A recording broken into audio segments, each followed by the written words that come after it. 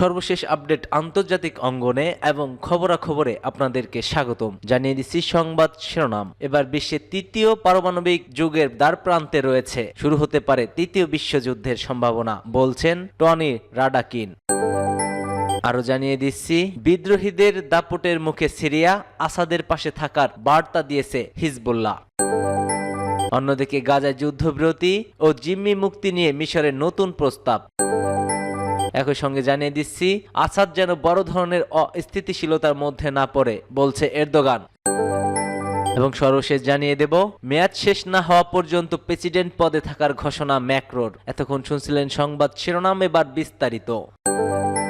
বিশ্ব তৃতীয় পারমাণবিক যুগের দ্বার প্রান্তে। বিশ্ব বর্তমানে তৃতীয় পারমাণবিক যুগের দ্বার প্রান্তে রয়েছে বলে সতর্ক করেছেন যুক্তরাষ্ট্রের সশস্ত্র বাহিনীর প্রধান অ্যাডমিরাল টনি রাডাকিন। খবর CNN এর প্রতিবেদনে বলা হয়েছে, টনি রাডাকিন গত বুধবার রয়্যাল ইনস্টিটিউটের সার্ভিসেস ইনস্টিটিউট দেওয়া এক বক্তব্যে সতর্কবার্তা দিয়েছেন। তিনি বলেছেন, বিশ্ব বদলে গেছে, বিশ্বের শক্তিধর দেশগুলোর অবস্থান বদলাচ্ছে, তৃতীয় পারমাণবিক যুগ এখন আমাদের উপর এসে পড়েছে। রাডাকিন তার ভাষণে বলেন, শীতল যুগের সময়ে দেখা গেছে দুটি পারমাণবিক শক্তি নির্ধারকের কারণে নিরাপদ দূরত্বে থেকেছে এবং অতীতের 3 দশক পারমাণবিক অস্ত্র সম্প্রসারণের উপর বিধিনিষেধ জারির আন্তর্জাতিক প্রচেষ্টার মধ্যে বিষয়টি আবদ্ধ ছিল। তবে বর্তমান যুগটি সম্পূর্ণভাবে অনেক জটিল হয়েছে। তিনি আরো বলেন, যুক্তরাজ্য ও এর পশ্চিমা মিত্ররা চীন, রাশিয়া, ইরান এবং উত্তর কোরিয়া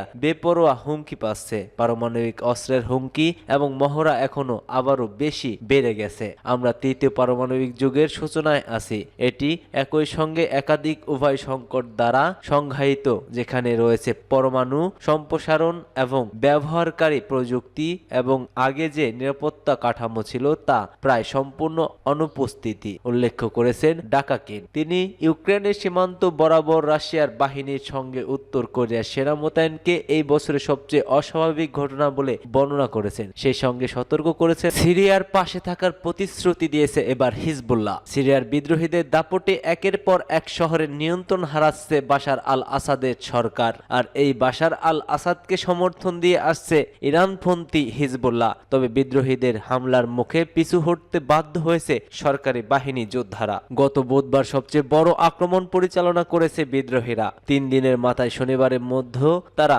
দেশটির দ্বিতীয় বৃহত্তর শহর আলেপ্পো নিয়ন্ত্রণে নিয়েছে। বিদ্রোহীদের এই দলটির নেতৃত্ব দিচ্ছে ইসলামপন্থী সশস্ত্র বাহিনী বিদ্রোহী গোষ্ঠীর হায়াত তাহরির আল শাম। 1 দশকেরও বেশি সময় ধরে চলা সিরিয়া যুদ্ধে যুক্ত থাকা দীর্ঘ ইতিহাস রয়েছে তাদের। একে হিজবুল্লাহ নতুন প্রধান নাইম কাসেমের সিরিয়ার বাশার সরকারকে অটুট সমর্থন ঘোষণা করেছেন। তিনি সিরিয়াকে অস্থিতিশীলতা করার অভিযোগ এনে মার্কিন যুক্তরাষ্ট্র এবং ইসরায়েলের ভূমিকার সমালোচনাও করেছেন। তিনি বলেন, সাম্প্রতিক পদক্ষেপ সত্ত্বেও তারা তাদের লক্ষ্য অর্জন করতে পারবে না। এই আগ্রাসন প্রতিহত করতে হিজবুল্লাহ সিরিয়ার সাথে দৃঢ়ভাবে দাঁড়িয়েছে। এইচটিএসকে সাবেক আল কায়েদার সহযোগী হিসেবে বিবেচনা করা হয়। আলেপ্পো দখল করে এরই মধ্যে গোষ্ঠীটি মধ্য অঞ্চলের হামা শহর হামার নিয়ন্ত্রণ নিয়েছে। সিরিয়ার মধ্য অঞ্চলে হামা শহরও দখল নিয়েছে ইসরায়েলি মিত্র বিদ্রোহীরা। শহর থেকে সরকারি বাহিনীর প্রত্যাহার পর বিদ্রোহীরা এ ঘোষণা দিয়েছে। গাজায় যুদ্ধবিরতি ও জিম্মি মুক্তি নিয়ে মিশরের নতুন প্রস্তাব। গাজায় 14 মাস ব্যাপী চলমান হামাস ইসরায়েলের মধ্যে যুদ্ধবিরতি এবং জিম্মি মুক্তির নতুন প্রস্তাব দিয়েছে মিশর। একজন ইসরায়েলি কর্মকর্তা বৃহস্পতিবার টাইমস অফ ইসরায়েলকে বলেছেন, মিশরের মধ্যে মধ্যস্থকারীরা একটি চুক্তিতে পৌঁছানোর জন্য তৎপরতা শুরু করেছে। জিম্মি চুক্তি নিয়ে মিশর এ নিয়ে হামাসকে প্রস্তাব দিয়েছে। ইসরায়েলি কর্মকর্তা বলছে, এটি কায়রোর একটি প্রস্তাব যা ইসরায়েল আলোচনার জন্য সম্পূর্ণ উন্মুক্ত। ওই কর্মকর্তা উল্লেখ করেন, প্রস্তাবটি যুদ্ধের অবসানের জন্য নয়, তবে এটি বর্ধিত যুদ্ধবিরতি যা বয়স্ক, শিশু, নারী, অসুস্থ এবং গুরুতরভাবে আহত জিম্মিদের মুক্তির অনুমতি দিবে। কাতার ভিত্তিক বার্তা সংস্থা আল জাজিরার প্রতিবেদনে বলা হয়েছে, গত বছরের 7 অক্টোবর থেকে ইসরায়েল গাজায় হামলা চালিয়ে যাচ্ছে। হামলায় এখন পর্যন্ত গাজায় 44,000-এরও বেশি মানুষ নিহত হয়েছেন। এই সময় আহত হয়েছে আরো 1 লক্ষেরও উপরে। এদিকে টাইমস অফ ইসরায়েলকে একটি সূত্র জানিয়েছে, মধ্যস্থকারী হিসেবে যুদ্ধবিরতি এবং জিম্মি মুক্তির আলোচনায় কাতার তার ভূমিকা পুনরায় শুরু করবে। সূত্রটি জানিয়েছে, ট্রাম্পের মনোনীত মধ্যপ্রাচ্য বিষয়ক রাষ্ট্রদূত স্টিভ উইটকফ নভেম্বরের শেষের দিকে প্রধানমন্ত্রী বেনিয়ামিন নেতানিয়াহু এবং কাতারের প্রধানমন্ত্রী শেখ মোহাম্মদ বিন আব্দুল রহমান আল থানির সাথে আলাদাভাবে দেখা করবেন।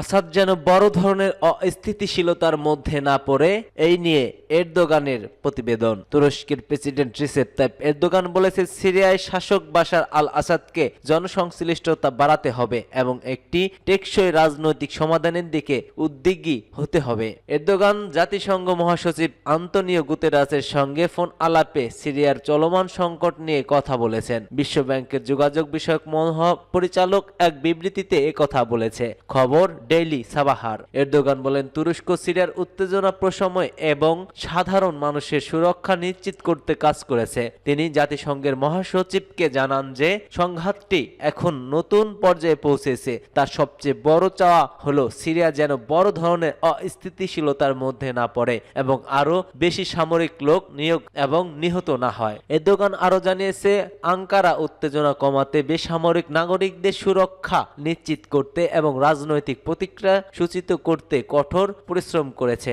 তারা এই প্রচেষ্টা চালিয়ে যাবে। গুতেরাসের এরদোগান জানান, এসব বেসামরিক নাগরিকদের জন্য জরুরি মানবিক সহায়তা প্রয়োজন এবং জাতিসংঘের মধ্যে রাজনৈতিক প্রতিক্রিয়ার ফিরে যাওয়ার জরুরি, যাতে রক্তপাত বন্ধ করা যায়। তিনি বলেন, সব পক্ষের ওপর আন্তর্জাতিক আইন অনুযায়ী বেসামরিকদের সুরক্ষা দেওয়ার বাধ্যকতা রয়েছে। তুরস্কের প্রেসিডেন্ট বলেন, আমরা দেখতে পাচ্ছি একটি দীর্ঘস্থায়ী সম্মিলিত ব্যর্থতার তিক্ত ফল হচ্ছে সিরিয়া, যেখানে আগের কোনো শিথিলকরণ ব্যবস্থা, গঠনমূলক জাতীয় যুদ্ধ বিরতি বা একটি সত্যিকারের রাজনৈতিক প্রতিক্রিয়া তৈরি করতে পারেনি। গুতেরাস বলেন, 14 বছর সংঘাতের পর এখন সময় এসেছে উভয় পক্ষের জন্য একটি নতুন অন্তর্ভুক্তমূলক এবং বিস্তৃত সমাধানের পথে কাজ করা। মেয়াদ শেষ না হওয়া পর্যন্ত প্রেসিডেন্ট পদে থাকার ঘোষণা ম্যাক্রোর। আইন প্রণেতা অবস্থান ভোটে প্রধানমন্ত্রী মিশেল বার্নিয়ার হেরে গেলেও মেয়াদ শেষ না হওয়া পর্যন্ত পদে থাকার অভিপ্রায় পূর্ণ ব্যক্ত করেছে ফ্রান্সের প্রেসিডেন্ট ইমানুয়েল ম্যাক্রো। 2027 সালে মে মাস পর্যন্ত মেয়াদ রয়েছে ম্যাক্রোর। একই সঙ্গে তিনি জানিয়েছেন, খুব দ্রুত আগামী দিনে নতুন প্রধানমন্ত্রী নিয়োগ করা হবে। এক প্রতিবেদনে এ খবর দিয়েছে ডেইলি সাবাহা। ন্যাশনাল অ্যাসেম্বলিতে ঐতিহাসিক অনাস্থা ভোটের একদিন পর জাতির উদ্দেশ্যে দেওয়া ভাষণে ফ্রান্সের সরকার কার্যক্রম নিয়ে কথা বলেন ম্যাক্রো। এ সময় বার্নিয়ারের সরকারকে পতনের জন্য বামপন্থী নিউ পপুলার ফ্রন্ট এবং ডানপন্থী ন্যাশনাল র্যালি উপর দায় চাপিয়েছেন তিনি। ম্যাক্রো বলেন, তার বিধি বেছে নিয়েছে। ফরাসি প্রেসিডেন্ট বলেন, প্রজাতন্ত্রবিরোধী ফ্রন্ট ডান এবং অতি বামপন্থী একত্রিত হয়ে এবং আমি অন্য লোকের দায়িত্বহীনতাকে কাঁধে রাখব না। তিনি বলেন, কয়েকদিনের মধ্যে একজন নতুন প্রধানমন্ত্রীর নাম ঘোষণা করবেন তিনি। তবে তিনি আরও কে হতে পারেন তার কোনো ইঙ্গিতও দেননি।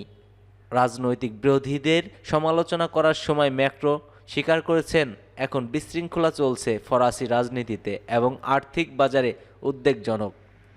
বিরোধী দলগুলো অভিযোগ করেছিল, বার্নিয়ারের বিতর্কভাবে প্রেসিডেন্টের বিশেষ ক্ষমতা ব্যবহার করে ভোট ছাড়াই বাজেট পাশ করেন। আর নেত্রী মেরিল লে পেন এই বাজেটকে ফরাসি জনগণের জন্য বিষাক্ত বলেও মন্তব্য করেছেন। TF1-কে দেওয়া এক সাক্ষাৎকারে লে পেন বলেন, বার্নিয়ারকে সরানোর ছাড়া আর কোনো উপায় খুঁজে পাইনি, তবে আমি প্রেসিডেন্ট ম্যাক্রোর পদত্যাগ চাই না।